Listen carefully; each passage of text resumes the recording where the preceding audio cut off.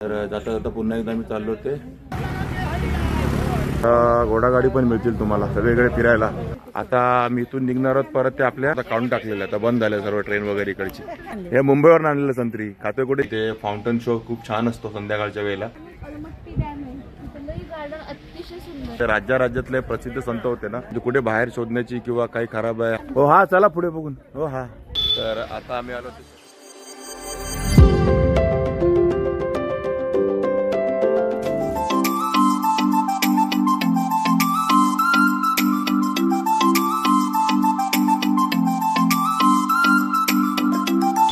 आता आम्ही आलो होतो शेगावच्या आनंद सागर इथे आध्यात्मिक केंद्र आहे आनंद सागर। आता इथे आम्ही आनंद सागर एक्सप्लोर करणार होतो आणि शेगावला आल्यानंतर इथे येणं क्रमप्राप्त आहे, म्हणजे सगळे इथे येतात। खूप छान ठिकाण असं ऐकलंय मी, त्यामुळे आता आम्ही पण इथे जरा काय आहे ते बघायला आलोय। सगळे निघाले आनंद सागरमध्ये आणि याचा एक रिक्षा स्टँड आहे आनंद सागरचा।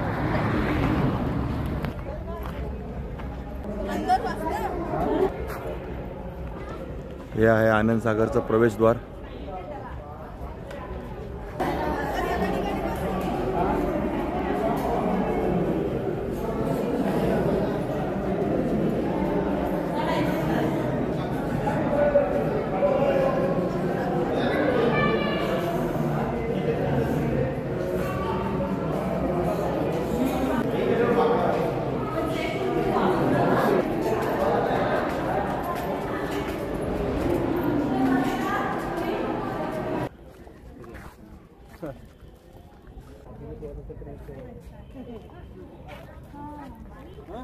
हो हा चला पुढे बघून। हो हा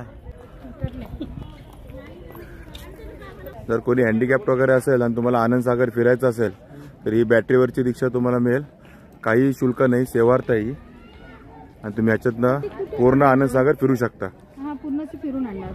आनंद सागरला पूर्ण फेरी ना। मग गणेश मंदिर, शिव मंदिर, संत मंदिर तिथपर्यंत ठिकाणी ना। ओके तीनच चालू आहे ना सध्या आता बघायला।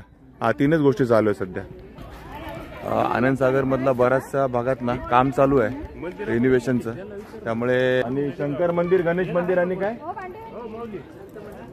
आणि संत मंडप हे तीन ठिकाणच चालू आहे। आणि इकडे शेगाव गजानन महाराजांच्या मठामध्ये म्हणा किंवा शेगावच्या गजानन महाराजांच्या मठाच्या बाजूला जे भक्त निवास आहे किंवा विसावा भक्त निवास, आनंद विहार भक्त निवास किंवा आता आपण इथे जे आनंद सागरला इकडे ना प्रसाधनाची म्हणजे शौचालयाची जी सोय आहे ना एकदम एक नंबर आहे, एकदम क्लीन, एकदम टापटीप आणि एकदम स्वच्छ आहे। आणि त्यासोबतच बघा पाठीमागे पिण्याच्या पाण्याची पण सोय आहे।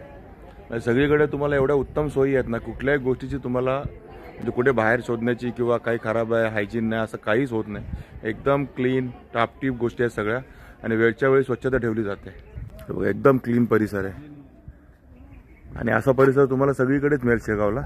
जिथे जिथे गजानन महाराजांचं मंदिर म्हणा किंवा भक्त निवास म्हणा, आता हे आनंद सागर झालं, सगळीकडे एकदम क्लीन असं स्वच्छता आहे पूर्णपणे। इकडे येणाऱ्या भाविकांसाठी पाण्याची पिण्याच्या पाण्याची पण सोय आणि सगळं आरो वॉटर आहे आणि स्वच्छता बघा, क्लीननेस खूप छान।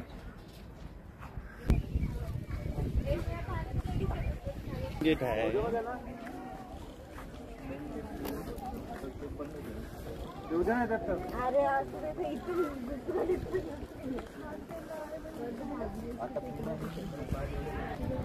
हा आहे संत मंडप।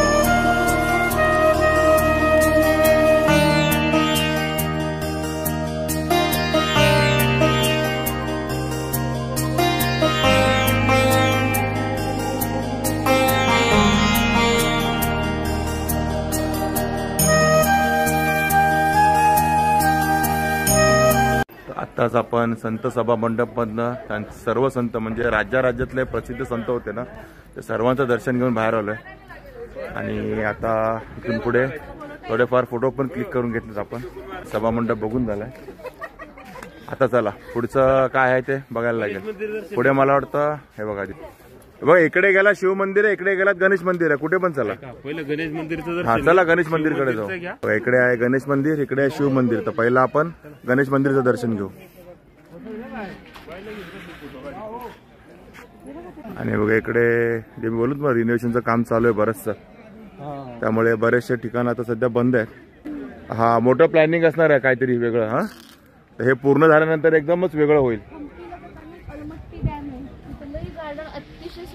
हम्पीचं का? मोठं गार्डन. हे बघा तिकडे पुढे पण काम चालू आहे.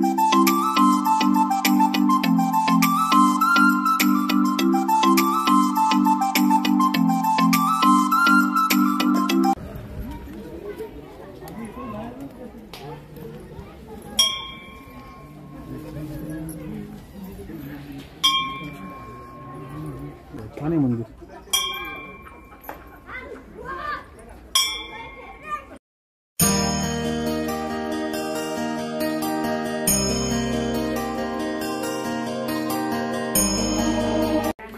समोर दिसतोय तुम्हाला आनंद सागरचा प्रसिद्ध तलाव, पण सध्या काम चालू असल्यामुळे सगळं बंद आहे. ही 2-3 ठिकाणं चालू आहेत, गणेश मंदिर, शिव मंदिर आणि संत मंडप. बाकी सर्व ठिकाणं बंद आहेत. आपल्या मागे आनंद सागरचा प्रसिद्ध तलाव, पण तो पण सध्या बंद आहे. इथे फाउंटन शो खूप छान असतो संध्याकाळच्या वेळेला, पण तो पण सध्या बंद आहे. आता कधी चालू होणार का माहीत नाही कोणाला. जेव्हा आपण काम पूर्ण होईल तेव्हा होईल चालू. पण जर तुम्ही कधी इथे शेगावला येत आहे तर मस्ट विजिट प्लेस आहे हे आनंद सागर. बघा पेरू, आणि हे बघा हा लालवाला वॉटरमेलन वाला पेरू, आणि ह्याच्यात बिया कमी असतात ना. बघा मैत्री बहिणीने आता संत्री काढल्यात खायला. अल्पोपार थोडासा आता काय फलोहार फलाहार फलाहार फलाहार. इथेच घेतलं तर संत्री, हे मुंबईवरून आणलेलं संत्री. खातोय कुठे? शेगाव मध्ये. आणि आताच आम्ही पेरू खाल्ला. छोटासा बघितला असेल तुम्ही, त्या पण मैत्रिणींनीच आणला होता. पण तो इथे घेतला होता की तो यांच्या साताऱ्यावरून आणलेला. आणि बघा इकडे अगोदर इथे असं ट्रेन फिरायची आनंद सागर मध्ये, आणि हे असा स्टॉप होता, इथे ट्रेन थांबायची स्टॉप. बघा इकडे हे बघा असा ट्रॅक होता, सर्व आता काढून टाकलेला. आता बंद झालं सर्व ट्रेन वगैरे इकडची. म्हणजे मस्त आनंद सागरला एक फेरी मारायची ट्रेन, आता बंद झाली आहे.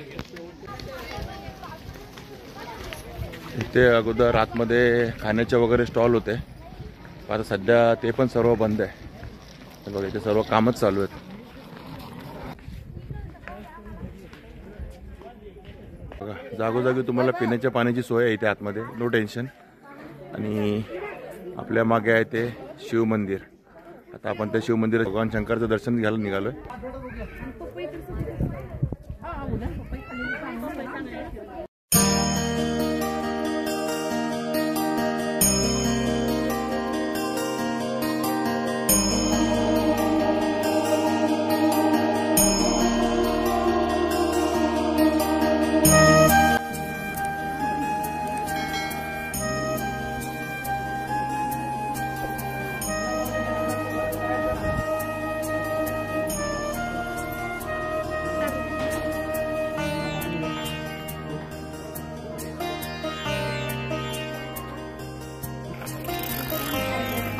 चला आता आनंद सागर आमचं फिरून झालेलं आहे. तसं बरंचसं आनंद सागर सध्या बंद आहे, आणि 2-3 ठिकाणी जी होती ती पूर्णपणे आमची फिरून झाली आहेत. आणि 1-1.5 तास गेला आमचा आनंद सागर फिरताना. आणि ठीक आहे, आता आम्ही इथून निघणार आहोत परत ते आपल्या 20वा भक्तिनिवासच्या इथे जाणार आहोत, आणि तिथून मग पुढचा प्लॅन काय होणार ते ठरवू. आता आपली बरी मंडळी पुढे गेली, ती वाट बघतात. आता मागे पण थोडी आहे. आणि अशा प्रकारे आनंद सागर पूर्ण फिरून आता आम्ही आलोत बाहेर. दुपारचे 1 वाजलेत. मला वाटतं आम्ही 11-11:30 आतमध्ये गेलो होतो. 1-1.5 तास लागला आम्हाला आतमध्ये फिरायला. म्हणजे काहीच नव्हतं तरी 1-1.5 तास लागला. जर बरंच काय असतं ना तर अर्धा दिवस तुम्हाला पुरला नसता. सध्या 1-2 ठिकाणं चालू होती, त्यामुळे झालं आपलं पटकन 1-1.5 तास. आता 1-1:15 वाजलाय. बघा अशा रिक्षा उभ्या असतात, इव्हन घोड्यागाड्या पण उभ्या आहेत तिकडे. बघा बरोबर आनंद सागरच्या बाहेरच अशा घोडागाडी पण मिळतील तुम्हाला सगळीकडे फिरायला. रिक्षा तर आहेतच.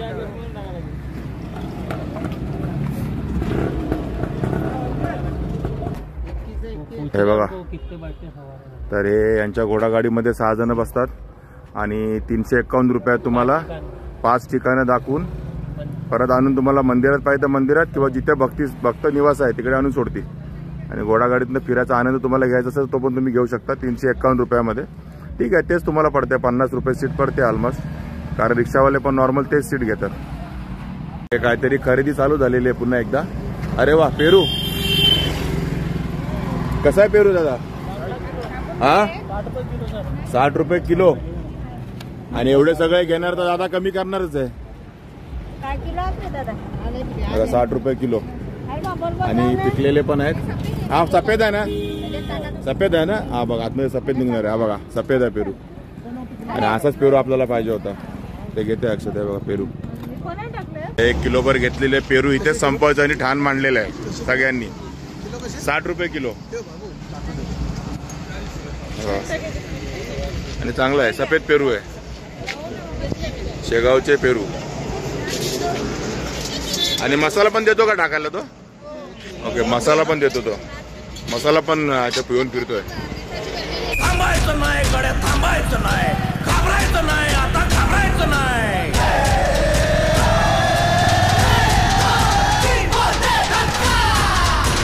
पुन्हा एकदा आम्ही आलो होतो आपल्या विसावा भक्ती निवासमध्ये. आता आम्ही दुपारचा प्रसाद घेतो महाप्रसादालयामध्ये.